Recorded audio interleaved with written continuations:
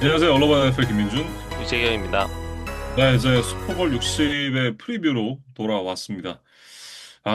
정말 또 이렇게 한 시즌이 끝이 난다라는 게 좀 실감이 나는데, 시애틀 시옥스와 뉴 잉글랜드 페이트리어츠의 이제 슈퍼볼 대진이 지난 이제 챔피언십 경기에서 확정이 됐죠. NFC의 1번 시드 시애틀, 그리고 AFC의 2번 시드 뉴잉글랜드가 붙는 슈퍼볼이 완성이 됐습니다. 한국 시간 기준으로는 이제 2월 9일 월요일 오전 8시 30분부터 중계가 되고 현재는 이제 그 여러 가지 시간대가 나눠져 있잖아요. 서부 지구 이제 경기가 펼쳐지는 산타클라라 기준으로는 일요일 오후 3시 30분에 경기가 시작이 됩니다. 음. 그리고 이제 현지 방송사도 이렇게 로테이션으로 슈퍼볼 중계를 하는데, 올해는 음. NBC의 차례예요. 그래서 마이크 티리코, 크리스 콜린스워스, 멜리사 스타크, 케이리 하턴까지 네, 이 NBC의 일진 중계진이 나설 예정이고, 아마 지금 MBC가 그 동계올림픽을 또 중계를 하는 그런 방송사로 알고 있는데, MBC의 크루들은 아주 바쁜 2월이 될 것 같습니다. 네. 그래서 원래 제가 알기로는 팍스였나 중계를 할 차례였는데 MBC가 이제 동계올림픽 기간이 됐을 때 이 동계올림픽 기간에 슈퍼볼을 하는 중계팀과 이 순서를 맞바꾸게 돼 있잖아요.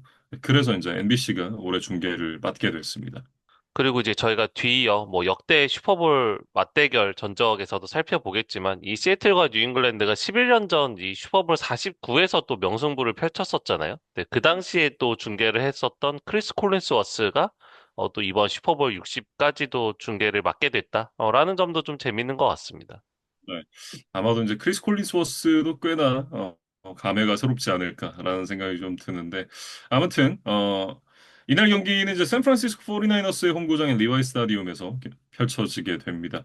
이 경기장이 이제 2014년에 처음 오픈이 됐죠. 캔들스틱 파크를 대체를 하면서 이제 나이너스의 홈구장으로 사용이 되고 있는 외야 구장인데 딱 10년 전에 슈퍼볼 50이 바로 이 리바이 스타디움에서 펼쳐졌습니다. 음. 당시에 이제 페이튼 매닝이 덴버 브론코스 팀 동료들의 좀 든든한 지원을 받아서 이 캠 뉴튼이 이끌고 있던 캐롤라이나 팬서스를 24대 10으로 꺾고 우승을 차지했었던 그런 슈퍼볼 50의 기억이 있습니다. 그로부터 딱 10년이 지났고 이제 슈퍼볼 60이 다시 리바이 스타디움에서 열리게 됐는데 이날 이제 킥오프 시간 기준으로는 섭씨 한 15도 안팎의 기온이 될 거라는 그런 예보들이 있고, 조금 더 이제 내려가더라도 한 10도 정도 예상을 하더라고요. 그래서 선수들이 플레이하기에는 전혀 무리가 없는 날씨가 되지 않을까라는 생각이 들고, 경기장에는 이제 비 예보가 없는 걸로 알고 있는데, 이게 또 멀지 않은 곳에 비 예보가 있는 만큼 경기 당일에 이제 비구름의 경로가 좀 바뀔 수도 있는 그런 이슈도 있을 것 같긴 합니다. 어쨌든 경기를 치르는 데는 일단은 별 지장이 없는 날씨가 될 것 같다. 이렇게 예상이 돼요. 음, 사무국이 이제 예전에 뉴욕에서 한번 했었던 아주 예외적인 케이스를 제외하면 대부분의 슈퍼볼을 이 돔구장이라던가 좀 날씨가 따뜻한 서부나 뭐 남부 지역에서 주로 열기 때문에 일단 슈퍼볼만큼은 어떤 막 추운 날씨 속에서 뭐 선수들이나 관중들이 좀 힘들게 경기를 하거나 보아야 되는 상황은 거의 만들지는 않는 것 같아요. 본격적인 얘기를 하기 전에 이제 뭐 주변 얘기들부터 좀 해야겠죠. 일단 광고에 대한 얘기를 또 슈퍼볼은 안 할 수가 없는데 합턴쇼만큼이나 어떤 광고들이 새로 나오는지 이런 부분들이 또 많은 관심을 갖게 되는 요소잖아요. 그러니까 슈퍼볼 원 당시에 이제 30초 기준에 4만 달러, 현재 한화로 한 6천만 원 정도 수준이었던 광고비가 이번 슈퍼볼에서는 평균 800만 달러, 한화 약 117억 원 기준으로 책정이 됐습니다. 한 200배 차이가 나는 거죠. 음. 물론 그 기간 동안 물가도 많이 올랐지만, 그 이상으로 슈퍼볼이라는 이벤트의 가치, 그리고 이제 그 사이에 기업들이 생각하는 슈퍼볼 광고의 가치, 이런 것들이 좀 많이 올라갔다고 봐야 될 것 같습니다. 예, 그리고 기사에 따르면 이제 일부 브랜드들은 사상 처음으로 1,000만 달러 이상을 지불을 하고, 뭐 슈퍼볼에 자신들의 광고를 내보내기로 한 것으로 또 알려져 있거든요. 그래서 음, 광고 시간이 한 50분 정도인데, 그렇게 계산을 하면은 어쨌든 슈퍼볼 광고 규모는 전체로 보면 한화로 약 1조 원이 넘는 엄청난 뭐 경제 효과를 일으키는 이벤트다. 이렇게 좀 보시면 되겠습니다. 네. TV 광고가 사실 예전 같지 않죠. 그래서 이제 국내도 그렇고 전 세계적으로 그렇고 레거시 미디어들이 점점 더 이제 힘든 환경이 되고 있는데 슈퍼볼은 전혀 그런 것과 관련이 없는 느낌인데 계속 이제 우상향을 하고 있죠, 광고비가. 평소 사람들이 이렇게 광고를 좋아하지 않죠. 예, 그러니까 유튜브 같은 플랫폼도 이제 광고를 보지 않는 요금제를 또 많은 사람들이 가입을 해서 볼 정도로 어떤 광고에 대한 글쎄요, 뭐 일종의 이제 반감? 그다음에 뭐 귀찮음? 뭐 그런 것들을 사람들이 많이 느끼는데 이것이 이제 슈퍼볼에서는 좀 예외인 것 같아요. 예, 그래서 미식축구 경기를 즐기지 않거나 잘 모르는 분들도 이 슈퍼볼 광고는 찾아볼 정도니까 기업들도 이제 그런 부분들을 잘 알고 있을 것으로 생각이 됩니다. 그 광고를 보기 위해서 이걸 찾아보는 사람들도 전 적지 않다라고 생각을 하거든요. 이 시기에 이제 새로운 광고들을 계속해서 내놓으니까. 그러다 보니까 이제 조금 더 그런 쪽으로 관심이 많이 쏠려서 슈퍼볼 광고만큼은 다른 그 레거시 미디어들의 광고와는 조금 다른 길을 걷고 있다라는 생각이 들고 이번에는 이제 아쉽게 한국 기업들의 광고는 좀 찾아볼 수가 없습니다. 다만 이번 슈퍼볼에서도 굉장히 또 재밌는 광고들이 우리를 기다리고 있어요. 저는 그 최근에 나왔었던 이제 켄달 제너가 찍은 그 배팅 광고가 굉장히 재밌었습니다. 음. 그 얘기부터 좀 해보면 이제 유명 모델 켄달 제너가 이제 자신의 전 연인들이었던 그 유명 NBA 선수들을 이제 간접적으로 언급을 하는 이제 일종의 셀프 패러디 컨셉의 이제 그 파나틱스 스포츠북, 그러니까 스포츠 베팅 플랫폼 광고가 있는데 그게 이제 국내 뭐 유튜브 쇼츠나 이런 데서도 좀 화제가 되는 것 같더라고요. 그래서 아마 이 광고를 미리 만나보신 팬분들도 꽤 계실 것으로 생각이 됩니다. 네. 또 다른 어떤 재밌는 광고들이 있을지 굉장히 기대가 되는데 몇 가지만 좀 소개를 해드리면 일단 이제 펩시콜라 광고가 굉장히 흥미롭습니다. 펩시의 이제 라이벌 브랜드라고 볼 수 있는 코카콜라 광고의 상징이 이제 북극곰이잖아요. 네, 근데 음, 이 펩시콜라의 광고에 북극곰이 등장해서 이 콜라 블라인드 테스트를 해요. 네, 그래서 코카콜라와 펩시콜라를 한 번씩 마셔보고 이제 펩시콜라를 선택을 합니다. 네, 그래서 그 결과를 보고 "헉, 내가 펩시콜라를 골랐구나 하면서 이제 굉장히 충격과 시리에 빠지는 내용인데 이제 이내 시간이 지나고 다른 사람들의 그다음에 이제 다른 북극곰들의 모습을 보면서 아 이게 자연스러운 것이구나라는 과정을 깨닫는 그런 컨셉의 광고인데 어떻게 보면 이제 그 경쟁 브랜드를 이제 우회적인 방식으로 좀 노출시키면서 이 경쟁 구도를 좀 연상시키고 펩시가 이제 그 사이에서 우위가 있다라는 어필을 하는 것이 좀 재밌었던 것 같아요. 네. 개인적으로 저는 코카콜라 굉장히 좋아하거든요. 근데 제로는 펩시가 맛있긴 해. 아무튼 뭐 이 펩시콜라 광고도 굉장히 좀 재미있는 것 같고 역사상 이제 또 첫 AI가 만든 슈퍼볼 광고가 나올 예정이라고 해요. 스페드카 보드카라는 이제 그 보드카 브랜드가 AI 광고를 내놓는다고 하는데 어떤 모습일지 너무 궁금합니다. 음. 그리고 이제 앞서서 한국 기업의 광고는 없다고 이제 말씀을 드렸지만 이 K-팝 데모노터스라는 이제 애니메이션을 통해서 뭐 전 세계적으로 이제 이름을 알린 이 당시 이제 루미 역할을 맡았었던 이재라는 가수라고 해야겠죠, 뭐 아티스트라고 해야겠죠. 예, 그분이 이제 리퀴드 아이브이라는 이제 브랜드의 광고에 또 출연을 하신다고 해요. 예, 그래서 한국 팬들의 또 호기심을 자극할 만한 광고가 아닌가 싶습니다. 다즌을 통해서 보시면 라이브로 광고를 좀 보실 수가 있을 것 같고 쿠플이나 이제 엠스플 이 한국 플랫폼을 통해서 중계를 보시는 분들은 나중에 좀 유튜브를 통해서 광고를 챙겨 보시면 좋지 않을까라는 생각을 합니다. 음. 그리고 이제 이번에 하프타임 쇼 공연에는 이제 배드버니라는 아티스트가 이제 출연을 하는데, 또 이분에 대해서 또 김민준 아나운서 소개를 해주시면 좋을 것 같아요. 근데 사실 뭐 저도 잘 모르긴 해요. 토니가 이제 푸에르토리코 출신의 래퍼자 싱어입니다. 뭐 프로듀서기도 하고 며칠 전에 있었던 제68회 그래미 어워즈에서 최초의 100% 스페인어 앨범으로 올해 앨범을 수상을 했어요. 그러니까 전곡이 외국어로 되어 있는 앨범이 올해 앨범을 수상한 건 이번이 최초라고 하니까 이 배드버니라는 뮤지션이 얼마나 한 해 동안 핫한 뮤지션이었는지를 좀 확인할 수가 있는 부분인 것 같고 이 배드버니의 앨범이 이제 전 세계적으로 메가히트를 했습니다. 근데 뭐 개인적으로는 제가 노래를 한 번도 안 들어봐가지고 잘 모르고 제가 웬만해선 진짜 장르 안 가리고 다 듣거든요. 저는 이제 클래식부터 4세대 아이돌까지 정말 가리지 않고 다 듣는 편인데 라틴 음악은 진짜 취향이 아니어서 못 듣겠어요. 아무튼 이 배드버니라는 뮤지션이 그 슈퍼볼 무대가 처음이 아닙니다. 슈퍼볼 54대 헤드라이너가 이제 샤키라 제일로였잖아요. 그때 완전 정말 마이애미에서 그 라틴풍의 음악을 제대로 보여줬던 그런 기억이 나는데 그때 당시에 배드버니가 올라와서 같이 무대를 만들었었거든요. 잠깐 등장을 했었는데 저도 나중에 찾아보고 알았어요. 그럴 만큼 보셨지만 좀 생소한 인물일 수 있다. 이렇게 얘기를 하겠습니다. 음.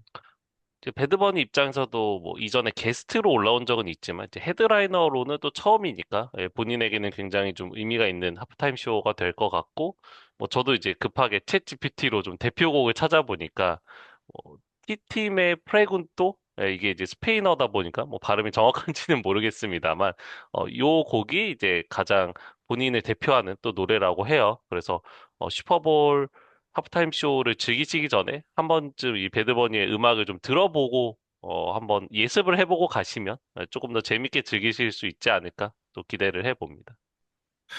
아무튼 뭐 하프타임 쇼에 대해서는 이 정도로 좀 설명을 마치면 될 것 같고 그린데이가 이제 오프닝 세레머니를 맡을 예정이라고 합니다. 그리고 이제 국가연주 내셔널 앤썸은 이제 찰리 푸스가 부를 예정인데 뭐 워낙 유명한 인물이라 특별히 설명이 필요 없을 것이라 이렇게 생각이 들고 약간의 이제 비하인드 스토리를 하나 말씀드리자면 이제 배드버니 그다음에 이제 그린데이가 이제 공연을 한다고 제가 말씀을 드렸는데 이 미국의 대통령인 트럼프가 이에 대해서 좀 불만을 표하면서 슈퍼볼을 보러 가지 않겠다라고 했다는 소식도 전해졌거든요. 그래서 네. 뭐 실제로 정말 나타나지 않을지 아니면 또 나중에 깜짝 등장을 하게 될지 이런 것들도 좀 궁금한 대목입니다. 실제로 경기는 안 보러 올 것 같다라고 저는 생각을 하고요. 트럼프 대신에 아이스가 경기장에 온다는 얘기가 또 있습니다. 뭐 실제로 배치가 될 것이다 이런 예상들을 하는 사람들도 많던데 뭐 그건 한번 봐야겠죠. 유니폼 얘기로 좀 넘어가 보겠습니다. 시옥스가 남색 유니폼, 상하이 모두 남색, 올남 유니폼을 선택을 했고, 페이트리어츠는 이에 맞서서 흰색 유니폼, 올흰으로 선택을 했습니다. 슈퍼볼 최초의 올 컬러와 올 화이트 유니폼의 맞대결이에요. 두 팀 모두 이제 자신들이 선택한 유니폼을 입고 올 시즌 경기를 치렀을 때 진 적이 없더라고요. 네, 시애틀도 6전 전승, 뉴잉글랜드도 6전 전승. 그렇게 각자가 좀 기억이 좋았던 네, 그런 징크스가 있는 유니폼을 입고 나서는 슈퍼볼이 될 것 같아요. 그리고 이제 슈퍼볼에서의 기록도 좀 찾아봤는데, 시옥스가 슈퍼볼에서 네이비 유니폼을 입은 두 경기에서 모두 졌습니다. 슈퍼볼 40, 슈퍼볼 49에서 패배를 했었고, 페이트리어츠는 흰색 유니폼을 입고 4승 2패를 기록을 했었는데, 이 2패 중에 1패가 왕조 이전의 패배예요. 그러니까 왕조 때 기준으로만 얘기를 하면, 네이비를 입고 2승 2패를 기록했던 반면, 흰색 유니폼을 입고는 4승 1패를 기록을 했습니다. 그 1패가 여러분들이 이제 기억하고 계실 이글스와 슈퍼볼 52에서 만나서 필리 스페셜 얻어맞으면서 이제 졌던 그 경기였어요. 그리고 이제 뉴잉글랜드는 그 최근 슈퍼볼에서 계속해서 흰색 유니폼을 입고 있다는 그런 뭐 기록도 이어가게 됐는데 네. 슈퍼볼 49에서 시애틀에게 마지막에 극적인 인터셉션을 따내면서 승리를 거뒀었던 슈퍼볼 그다음에 이제 3대 28로 뒤지다 역전을 했었던 펠컨스와의 경기 그다음에 이제 앞서 언급해 주셨던 필리 스페셜을 좀 허용했었던 그 뼈아픈 슈퍼볼 그리고 이제 램스와의 경기에서 상대를 숨막히게 만들면서 이제 승리를 거뒀었던 슈퍼볼까지 계속해서 흰색 유니폼을 입고 경기를 뛰었었던 바 있었습니다. 그리고 이제 말씀해 주셨던 대로 11년 전 맞대결에서도 양 팀이 남색, 흰색 유니폼을 입고 만났었는데, 당시 이제 페이트리어츠가 승리를 했었죠. 시옥스는 이번 슈퍼볼에 그때와 똑같은 유니폼을 입고 왔습니다. 위아래 모두 다 남색 유니폼을 갖고 왔고, 페이트리어츠 같은 경우에는 당시 상의만 흰색이었어요. 이번에는 이제 바지까지 흰색으로 나선다는 게 약간의 차이다. 이렇게 말씀을 드릴 수가 있을 것 같은데, 슈퍼볼 통산으로 놓고 봤을 때는 37승 22패로 화이트 유니폼이 성적이 더 좋았다 그래요. 특히 이제 2004 시즌 이후로는 화이트가 16승 5패로 압도적으로 좋은 성적을 거뒀습니다. 그래서 이제 슈퍼볼 유니폼 징크스가 있는 것이 아니냐라는 이야기를 저희가 좀 몇 번 드리기도 했었는데, 다만 또 최근 두 번의 슈퍼볼에서는 이제 색깔이 있는 유니폼을 입었던 팀들이 승리를 거뒀어요. 네, 그러면서 이러한 징크스도 이제 조금씩 희석이 되어가고 있습니다. 네. 칩스랑 이제 이글스가 슈퍼볼 우승을 컬러 유니폼을 입고 하면서 이게 최근 두 경기만 놓고 봤을 때는 컬러 유니폼이 모두 승리를 했다. 이렇게 말씀을 드릴 수가 있을 것 같고, 이건 또 하나의 여담인데, 그 지금 유니폼을 제작하는 곳은 나이키긴 하지만 이걸 전체적으로 배급을 하는 데가 파나틱스라는 곳이잖아요. 파나틱스가 지금 이제 유니폼 판매 때문에 욕을 엄청나게 많이 먹고 있습니다. 이게 퀄리티가 개판인 것도 개판인데 유니폼이 처음에 이제 안 나왔어요. 그 선수들이 입고 뛸 유니폼이 입고가 안 됐습니다. 그러니까 이상한 그 뭐 검정색 유니폼에 패치만 달아놓은 이런 싸구려 유니폼을 팔다가 뒤늦게 이제 양산형 유니폼도 판매를 하기 시작했는데 지금 엘리트 저지라고 얘기를 하는 그 선수 지급용 유니폼은 아예 판매도 안 하거든요. 예. 거기다가 양산형 그 게임 저지 같은 경우도 2월 27일 전까지 배송하겠다라고 이제 박아놨기 때문에 많은 그 이 슈퍼볼 유니폼을 기대했던 팬들에게 성토를 받고 있는 상황입니다. 음. 슈퍼볼이 이제 현지 시간 기준으로 2월 8일에 열리니까 사실은 뭐 일부 팬들은 뭐 2주, 3주 뒤에나 지금 받을 수 있는 상황이거든요. 네, 그래서 분명히 좀 스스로 돈 벌 기회를 좀 놓쳤다. 이렇게 좀 봐야겠어요. 네. 아니 근데 뭐 돈 벌 기회를 놓친 거는 뭐 놓친 건데 이게 좀 그렇잖아요. 사고 싶은 사람들이 분명히 있단 말이에요, 저처럼. 근데 팔지도 않는다라는 거. 그러니까 선수 지급용을 좀 사고 싶은데 팔지도 않는다는 게 좀 문제가 되는 게 아닌가라는 생각을 좀 개인적으로 하긴 합니다. 음.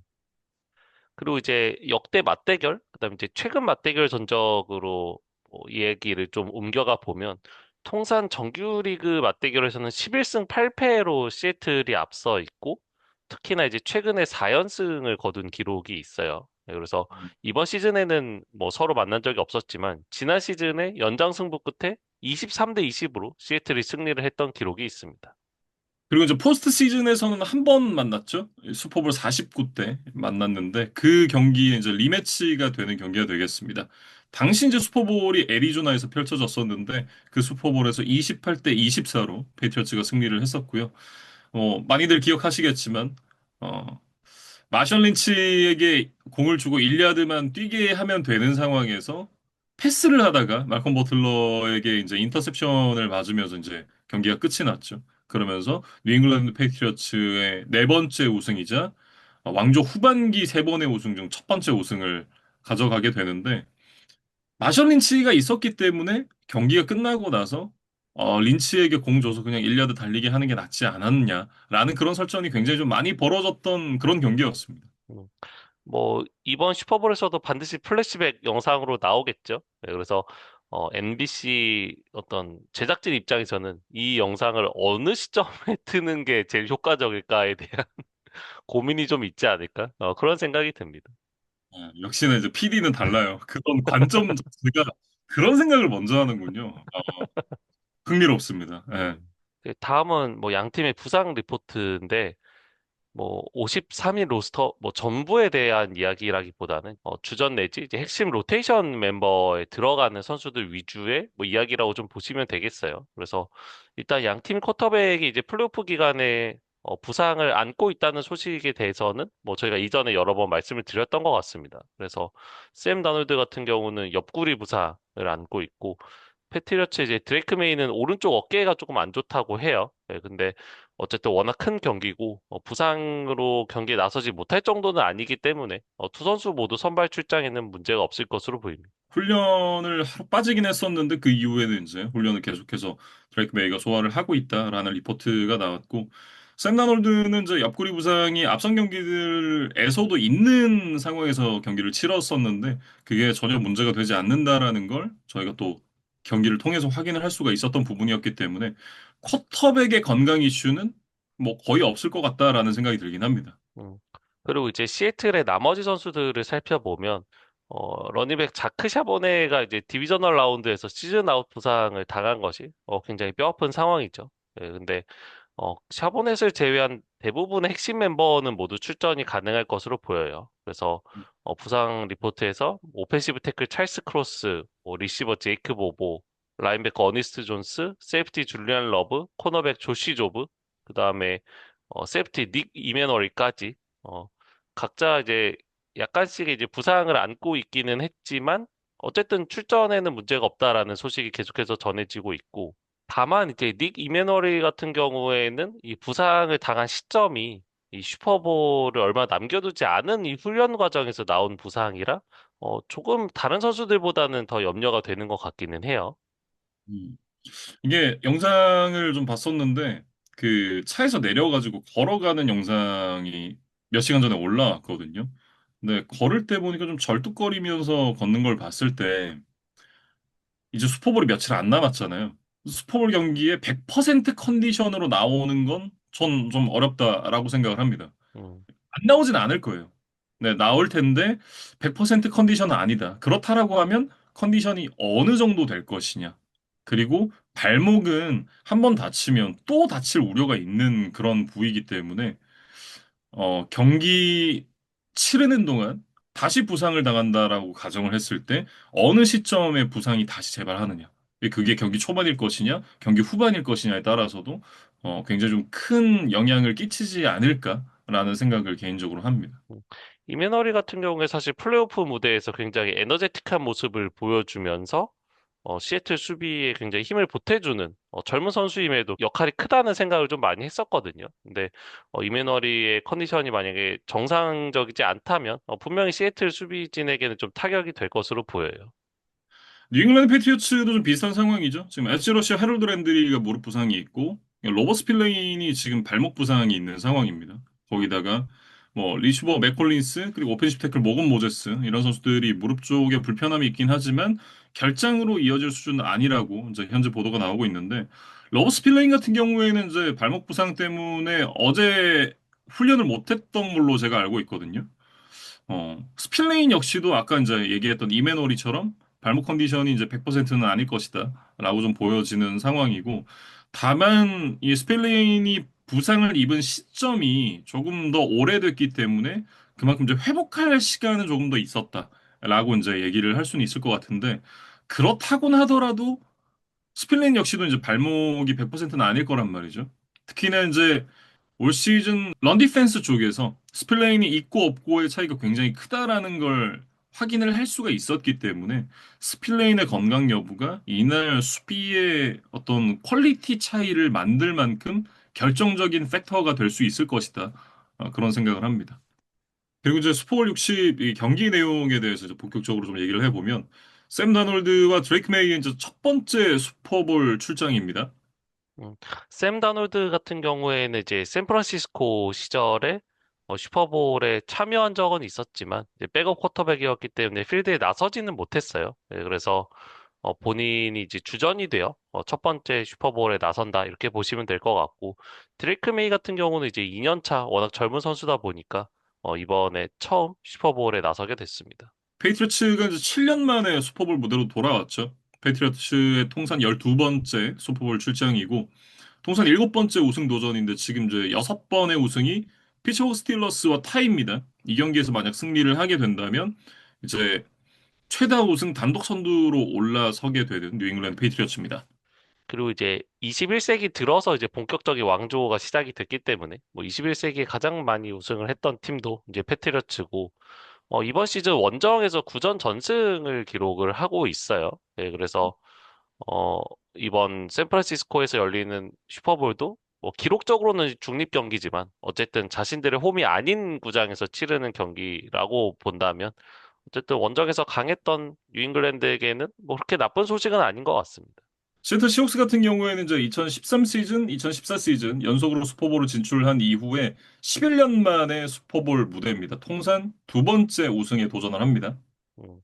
그러니까 사실은 NFL에 지금 32개 팀이 있는데, 이들의 이제 우승 횟수를 나열을 해보면, 16개 팀이 두 번 이상의 우승을 차지를 했고, 나머지 16개 팀이 한 번 혹은 우승을 차지하지 못했던 팀들이에요. 그래서 시애틀이 이번에 우승을 하게 되면 17번째로 이제 2회 이상의 슈퍼볼 반지를 가지게 되는 팀으로 또 기록에 남게 됩니다. 네. 역시나 이제 샘 다놀드와 이제 뉴 잉글랜드 페이트리어츠 얘기를 하면 2019 시즌 7주차 먼데이 나잇 풋볼 얘기를 안 할 수가 없죠. 그 당시 이제 제치의 유니폼을 입고 뉴 잉글랜드 페이트리어츠를 만났었던 샘 다놀드였는데 그 경기에서 33대 0으로 패츠가 승리를 했습니다. 여러분들이 잘 알고 계시는 이제 귀신을 봤던 그 경기죠.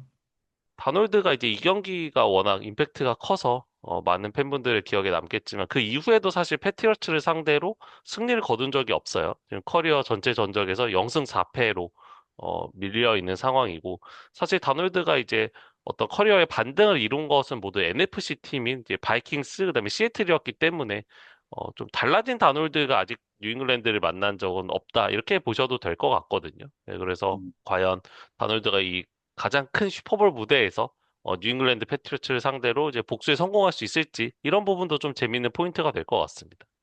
네. 개인적으로는 사실 증명을 조금 해야 된다라는 생각을 하거든요.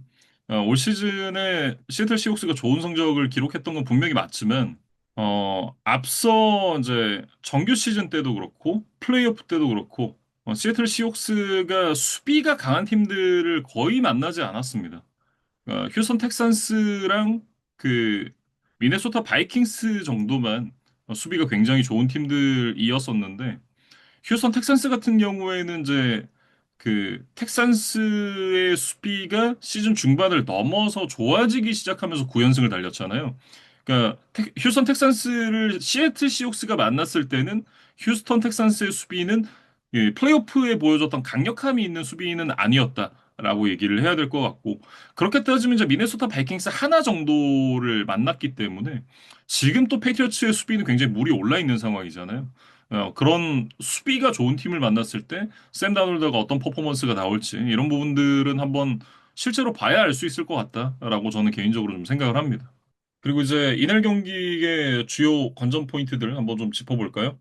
먼저 시애틀의 공격, 그다음에 이제 뉴잉글랜드의 수비 관점에서 한번 좀 살펴보려고 하는데, 일단 이 샘 다놀드의 좋은 플레이들은 대부분 이제 플레이 액션 상황에서 나오는 경우가 좀 많은 편인 것 같아요. 네, 그래서 플레이 액션이라는 것 자체가 사실은 러싱을 하는 척 하면서 이제 패싱을 한다? 네, 이것이 이제 뭐 한 줄 요약을 하자면 가장 간단한 개념이기 때문에 플레이 액션으로 상대 수비를 속이려면 시애틀이 언제든 러싱을 할 수 있다는 것을 패트리어츠의 수비가 염두에 두게 만드는 것이 좀 중요하다는 생각이 들거든요. 예, 근데 결국 지금 자크 사보넷이 없는 상황이기 때문에 이 넘버원 러닝백 케니스 워커의 어깨가 그만큼 좀 무거워진다. 예, 물론 오펜시브 라인이 길을 잘 열어주는 것도 중요하겠지만 이 워커가 계속해서 러싱을 시도하면서 어느 정도의 효율성을 보장을 해줘야만 뉴잉글랜드도 이 플레이 액션에서 약간 속을 가능성이 생긴다. 이렇게 좀 보시면 될 것 같고,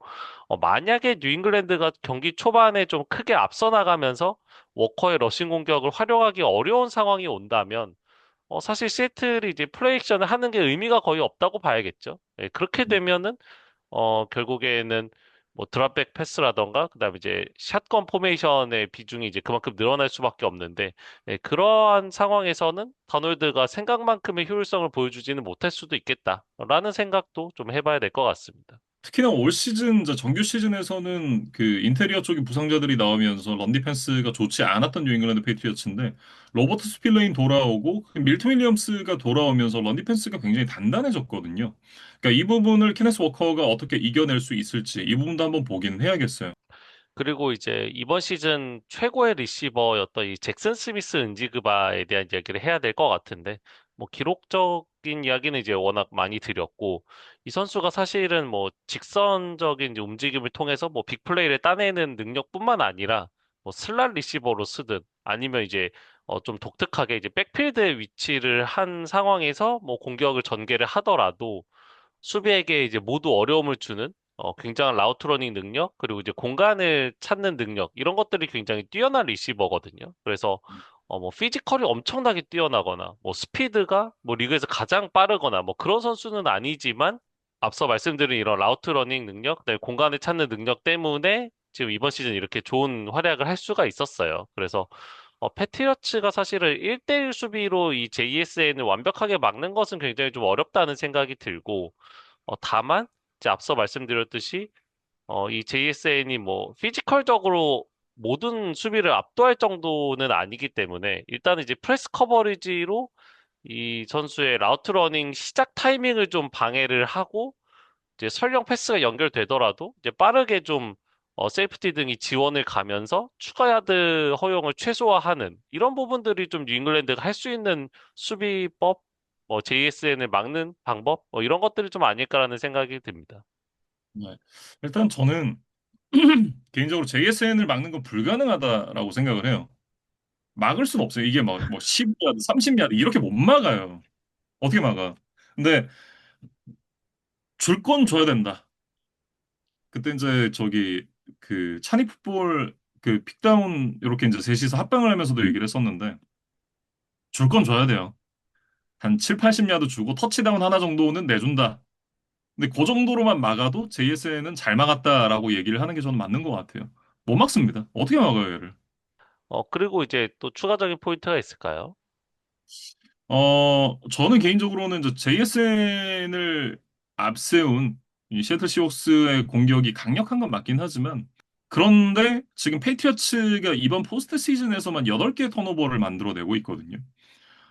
특히나 이제 샘 다놀드 같은 경우에는 가장 취약한 부분이 샘 다놀드의 시야에 패스러시가 들어오면서 이제 프레셔가 가해졌을 때 그 부분에서 이제 약한 모습을 아직도 여전히 드러내고 있는 선수긴 하거든요. 올 시즌 샘 다놀드가 소위 말하는 이제 귀신을 보는 상황들이 없었던 건 아니었어요. 다만 귀신을 보고 나서 그 다음에 이제 회복이 굉장히 빨라졌습니다. 그러니까 어느 정도 샘 다놀드도 본인이 갖고 있던 그런 포텐셜을 끌어올렸다라고 보는 게 맞는 것 같긴 하거든요. 근데 그렇다고는 하더라도 진짜 수비가 강한 팀들을 만났을 때, 그러니까 주기적으로 귀신을 봤을 때 샘 다놀드가 그것까지 극복을 할 수 있겠느냐. 이 부분은 한번 좀 지켜봐야 되는 부분이라고 저는 생각을 합니다. 그러니까 많은 시애틀 시옥스 팬들 그리고 이제 NFL을 보시는 분들이 생각을 했을 때 이게 시애틀 수비가 워낙 강력한 모습을 보여주고 있고 그리고 시애틀 시옥스가 어떻게 보면 수비가 강한 팀들을 만나지 않았기 때문에 공격이 저는 좀 오버레이티드도 있는 느낌이 있거든요. 좀 고평가, 과대평가가 돼 있는 부분이 분명히 있다라고 생각을 해요. 수비가 진짜 강한 팀을 만났을 때 샘 다놀드가 어느 정도의 퍼포먼스를 보여줄 수 있는가. 특히나 이제 그 자크 샤보네가 빠져 있는 상황에서 케네스 워커가 만약에 러싱이 쉽지 않다라고 했을 때 그럴 때는 이제 샘 다놀드가 본인의 힘으로 풀어가야 되는데 그걸 샘 다놀드가 혼자서 캐리를 해줄 수 있겠느냐. 이 부분이 이날 경기의 키포인트 중 하나가 되지 않을까라고 생각을 해요.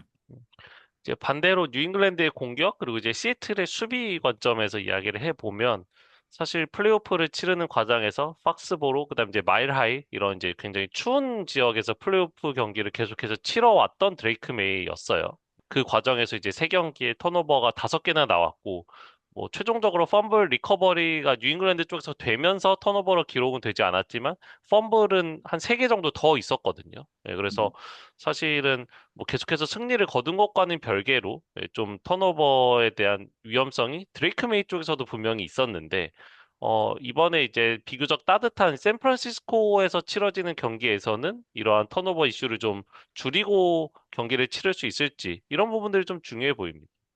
아, 개인적으로는 사실 많은 분들이 이 부분에 대해서 우려를 하시지만 저는 시애틀 시옥스와의 경기에서는 생각보다 그런 부분이 크지 않을 것 같다라고 생각을 해요. 왜 그러냐면 어, 기존에 이 플레이오프 올라와서 수비가 강한 팀들을 만났을 때, 뭐, 차저스부터 시작해서 휴스턴 텍산스, 그리고 이제 덴버 브론코스까지, 이 수비가 강한 팀들을 만났을 때 어려운 경기를 했던 건 분명 맞긴 해요. 근데 앞서 만났던 팀들을 좀 생각을 해보면 엣지 쪽이 강한 팀들이 많았단 말이죠. 뭐 휴스턴 텍산스도 그랬고 덴버 브론코스도 그랬고. 그러니까 드레이크 메이가 공을 좀 끌잖아요. 공을 끌다가 블라인드 사이드에서 돌아오는 엣지에게 얻어맞으면서 색을 허용하고 뭐 펌블을 범하고 이런 케이스들이 인테리어 쪽으로 들어올 때보다 훨씬 많았단 말이에요. 근데 사실 시애틀 시옥스는 그 인테리어가 강한 팀이지 엣지 쪽에 그렇게까지 무게감이 있는 팀들은 아니란 말이에요.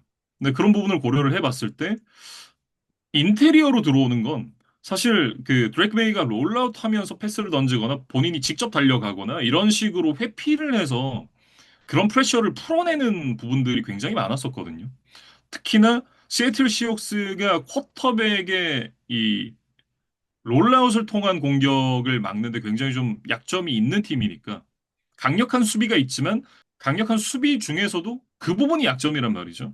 그러니까 그게 어떻게 보면 뉴잉글랜드 페이트리어츠에게는 꽤나 해볼 만한 요소일 수 있다라고 저는 생각을 합니다. 그러니까 일종의 상성 면에서 뉴잉글랜드의 공격이 조금 더 해볼 만한 포인트가 있다 이런 이야기이신 것 같고 이제 두 번째는 이제 러싱 시도당 허용 야드 면에서 가장 뛰어난 팀이었던 이제 시애틀 수비를 상대로 라몬드레 스티븐슨, 그다음에 트레이비온 핸더슨의 러닝백 진영을 가진 뉴잉글랜드가 글쎄요, 뭐 정규 시즌만큼의 효율성을 보여주기는 쉽지는 않다는 생각이 들거든요.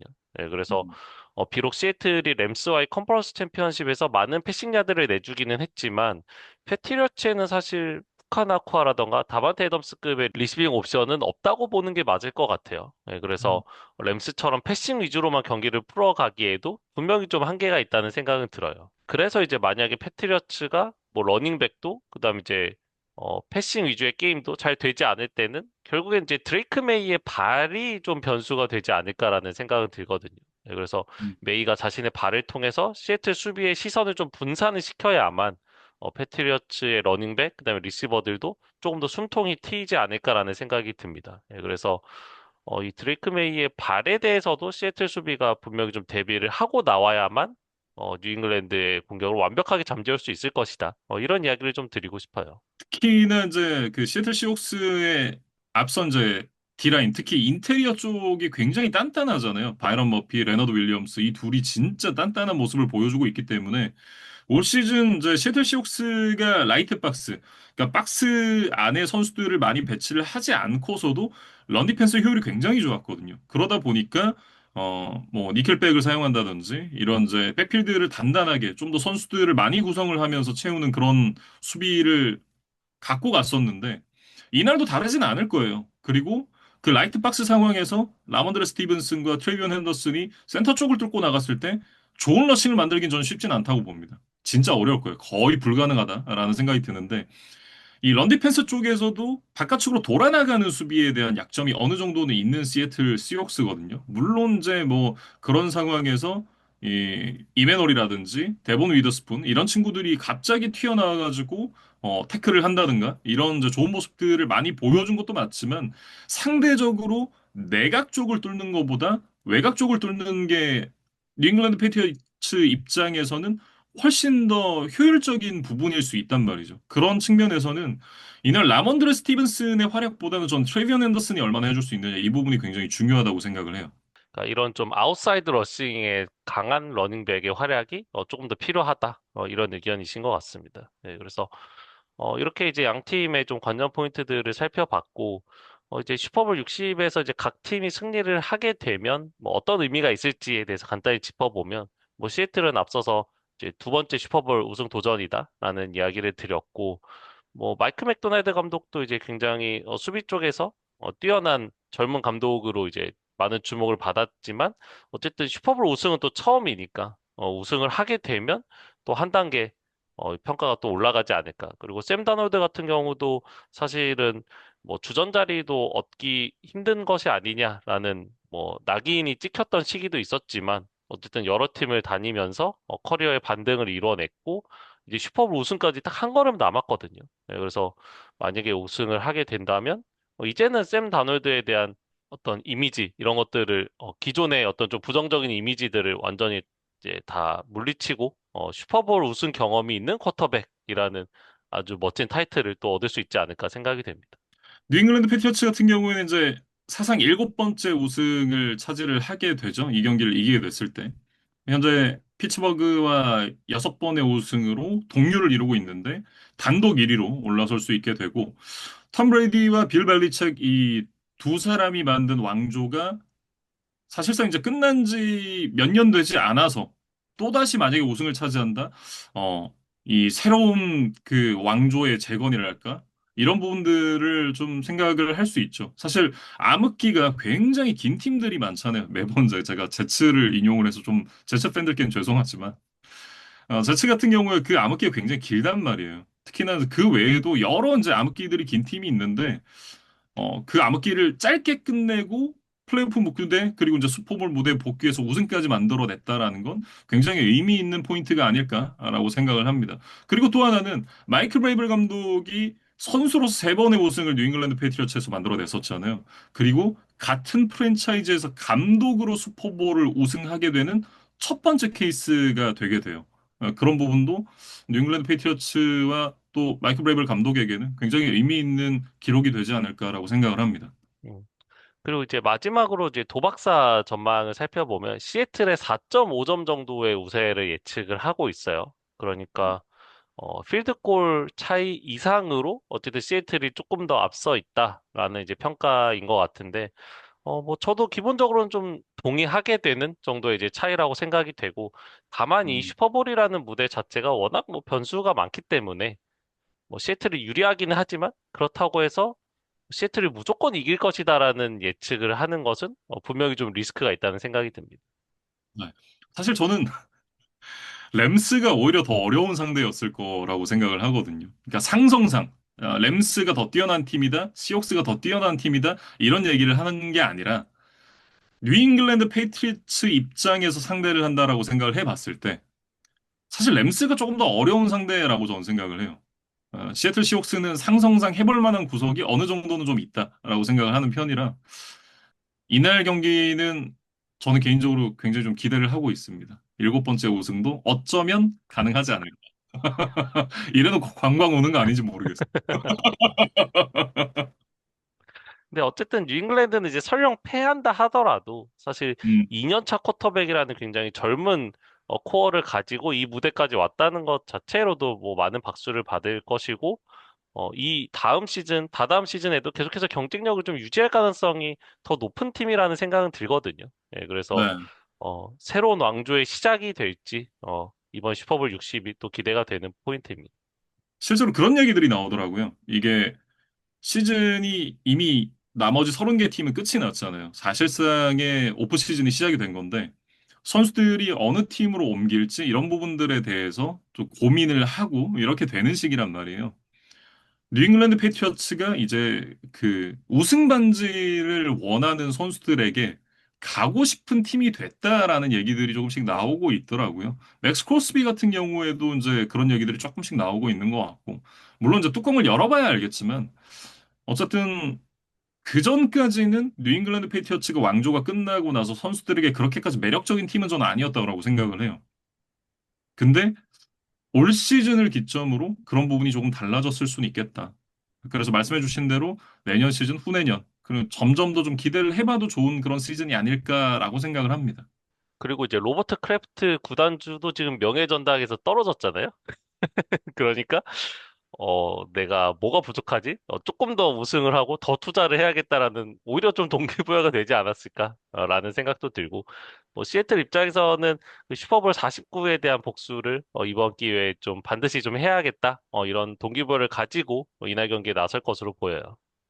뭐 개인적으로는 벨리치 감독님도 그리고 이제 크래프트 감독님도 저는 퍼스트 밸러 홀 오브 페이머가 돼야 된다라고 생각을 하는 사람인데 이게 페이트리어츠 팬의 입장을 떠나서 이런 레거시를 만든 사람들이 홀 오브 페이머가 아니라고 하면 누가 홀 오브 페이머가 될 그런 자격이 있는지 잘 모르겠어요. 그리고 저는 이 투표 방식이나 이런 부분들도 좀 많은 개선이 이루어져야 되지 않을까라고 생각을 하는 게 비밀 투표잖아요. 공직 선거에서는 비밀 투표가 필요하지만 이런 객관성을 좀 담보하는 그런 투표에서는 누가 누구에게 투표했는지를 좀 밝히는 게 맞지 않나라고 생각을 합니다. 그렇지 않으면 이렇게 이제 그 뭐 자기랑 친한 사람들 투표해주고 그리고 아 내년에도 기회가 있으니까 올해는 마지막일 수 있는 이 사람에 투표해줘야지 이런 것들이 좀 발생을 안 하지 않을까 개인적으로 생각을 합니다. 너무 화가 나요. 이게 맞아? 이게 왜냐면 패트리어츠 팬을 떠나서 이게 저는 NFL을 너무 좋아하는 사람이고 NFL이 이런 식의 뭔가 잘못된 부분들로 인해서 사람들의 도마 위에 올라가지 않았으면 좋겠다라는 생각을 하거든요. 근데 그런 측면에서 이번 그 명예전당 투표는 굉장히 좀 실망스럽습니다. 그래서 만약에 이제 뉴잉글랜드가 일곱 번째 우승을 하게 된다면 이 로버트 크래프트 구단주가 이제 인터뷰에서 이 명예전당 이야기를 좀 하게 될지 이런 것들도 좀 보는 관전 포인트가 되지 않을까 이런 생각이 들고 저희는 아마 다음 주에 이 슈퍼볼 경기가 끝난 이후에 리뷰를 통해서 2025 시즌 마지막 방송을 좀 진행을 할 것 같습니다. 네. 저는 이제 쿠팡 플레이 그 NFL 중계진 중 한 명이니까 이 얘기는 꼭 해야겠네요. 쿠팡 플레이를 통해서 꼭 시청해주시기